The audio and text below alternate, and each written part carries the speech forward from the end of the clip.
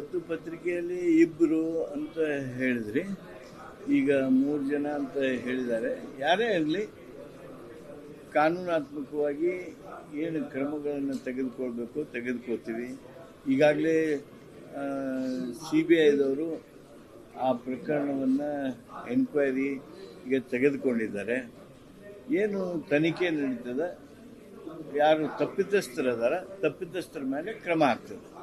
Sir, ಆಮೇಲೆ BJP ಅವಧಿಯಲ್ಲಿ ಈ ರಣ್ಯಾರಾವ್ ಡೈರೆಕ್ಟರ್ ಆಗಿರ್ತಕ್ಕಂಥ ಒಂದು ಸಂಸ್ಥೆಗೆ 12 ಎಕರೆ ಜಮೀನು ಮಂಜೂರು ಮಾಡಿದ್ದಾರೆ ಬಿಜೆಪಿ.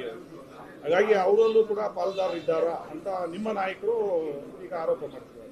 ಬಿಜೆಪಿ ಭೂಮಿ ಹೇಗೆ ಕೊಟ್ರಿ, ಏನ್ ಸಂಬಂಧ? ನಾನು ಯಾರ ಮೇಲೆ ಆರೋಪ ಮಾಡಕ್ಕೆ ಹೋಗೋದಿಲ್ಲ.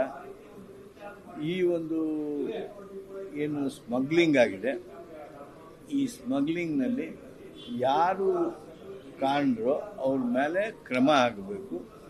ಕಾನೂನಾತ್ಮಕವಾಗಿ ತನಿಖೆ ನಂತರ ಕ್ರಮ ಮಾಡೋದಕ್ಕೆ ಸರ್ಕಾರ ಮುಂದಾಗ್ತದೆ.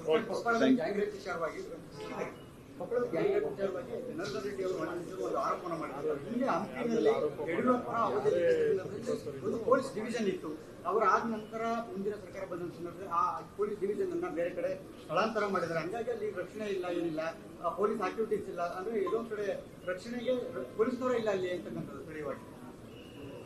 ಹಂಪಿ ಪರಿಸರದಲ್ಲಿ ಆಗಿರ್ತಕ್ಕಂಥ ಘಟನೆ ಅತ್ಯಂತ ದುರ್ದೈವದ ಘಟನೆ ಹಾಗೂ ಅತ್ಯಂತ ತೀವ್ರವಾದ ಶಬ್ದಗಳಿಂದ ನಾನು ಅದನ್ನು ಖಂಡಿಸ್ತೀನಿ. ಯಾರು ಈ ಘಟನೆಗೆ ಕಾರಣಕರ್ತರು ಅವ್ರನ್ನ ತಕ್ಷಣ ಹಿಡಿದು ಏನು ಕಾನೂನಾತ್ಮಕ ಉಗ್ರವಾದ ಕ್ರಮ ಸಾಧ್ಯವೋ ಆ ಕ್ರಮವನ್ನು ತೆಗೆದುಕೊಳ್ತೀನಿ. ಅಷ್ಟೇ ಅಲ್ಲ, ನಮ್ಮ ಪ್ರವಾಸಿಗರಿಗೆ ವಿಶೇಷವಾದಂಥ ಸೆಕ್ಯೂರಿಟಿಯನ್ನು, ರಕ್ಷಣೆಯನ್ನು ಕೊಡಬೇಕಾದದ್ದು ಸರ್ಕಾರದ ಕರ್ತವ್ಯವೂ ಸಹಿತ.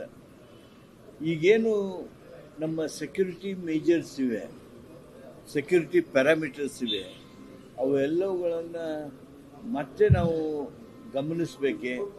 ಇಂಥ ಘಟನೆಗಳಾದಾಗ ನಮಗೆ ಹಲವಾರು ವಿಚಾರಗಳು ಬರ್ತಾವೆ.